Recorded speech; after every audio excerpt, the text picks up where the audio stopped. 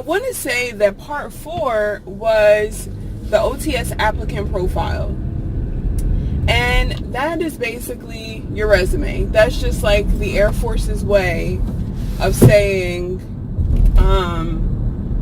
this is your resume for your OTS packet application. So your applicant profile, it starts out at the top. There's like your name, I want to say your recruiter's name, maybe your home address or something to that effect. Just some basic contact information.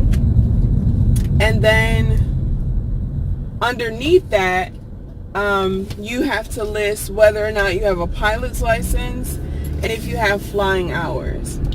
Whether you have this or not may or may not be relevant depending on what you're trying to do. So if you're wanting to be a pilot, then naturally they want to know if you have a license and if you have flying hours. But if you're just like wanting to be like a logistics officer or something to that effect, that's not really going to matter. But they do ask you. So if you put 0, like no, I don't have a pilot's license, and 0 flying hours, don't feel weird about saying 0. It just doesn't apply to you. The next section is going to be your academic education. So that basically speaks for itself. The Air Force is asking for you to list what your degree is in, your GPA, where'd you go to school, etc. If you have gone to community college, you don't have to list it. No shade. I went to community college. I have an associate's degree in addition to my bachelor's, but you don't have to list that. They just want to know bachelor's on up. So your master's, PhD, Juris Doctorate, MD, etc. Whatever you have above a bachelor's and above, list that. The next section is going to be your career achievements.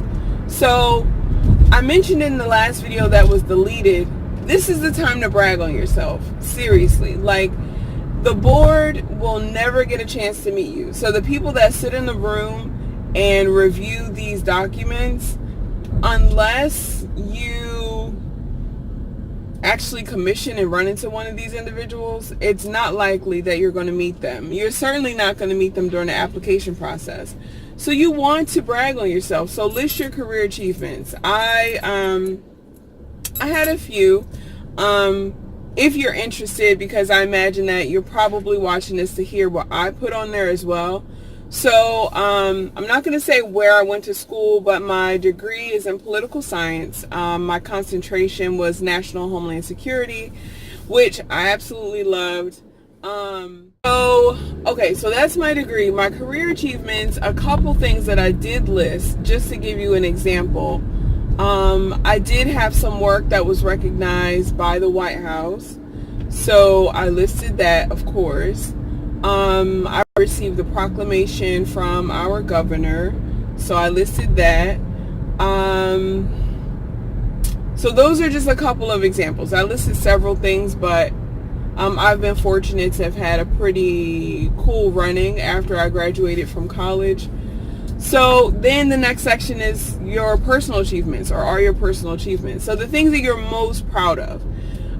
For example, or an example of this would be on my applicant profile, a personal achievement would be that I mentored several young women throughout my career. So that is a personal achievement. That's something that I'm very proud of. Another personal achievement is, well, I guess this would be sort of career, because at one point I had a career in graphic design. I had a business while I was in college. So, and I won awards for my art. I also won a Freedom Fund award through the NAACP. So just for my contributions to civil rights, I feel like that's a stretch. I did do work with and for the NAACP, but I feel like my contributions to civil rights are minimal. in comparison, but I was given the award. I humbly accepted it. It was an amazing honor at the time, and still is. I still have it. It's a beautiful award.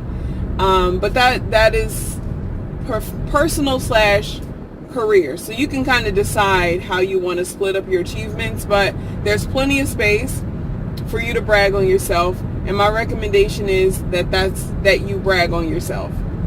The next section after your career and personal achievements are your work experience. So if you can see how it's ordered, they want to know where you went to school first.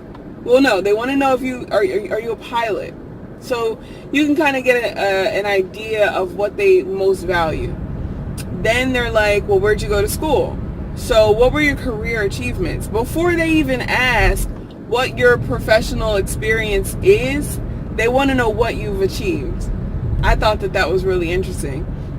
And then they want to know personal achievements, all before they ask you, what is your work experience? So they want to know, are you a high achiever? Like, what are you about? Are you a go-getter? After you list your work experience, then they just kind of want to know if you've had any law violations. Where am I going? I'm not going to the grocery store just yet. I need to get some stuff for my smoothies, and because I'm about to do another cleanse before I get the decision from the Air Force. So I'm on the road and I'm trying to figure out where I'm going. I have my list, but I don't know which store I want to go to. Okay, anyway. So after work experience, you list your law violations. So the law violations are the exact thing that you listed on the on your pre-qualification form. So unless there's more, you should be transparent about any law violations, traffic tickets, parking tickets. They want to know it all.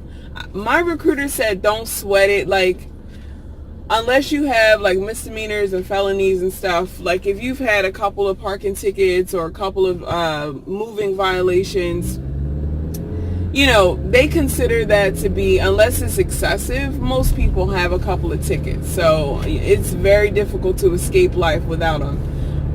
But still list them and be honest about it. And lastly, you want to list your Air Force specialty codes. So these are 5 to 6 jobs as an officer you will be interested in doing.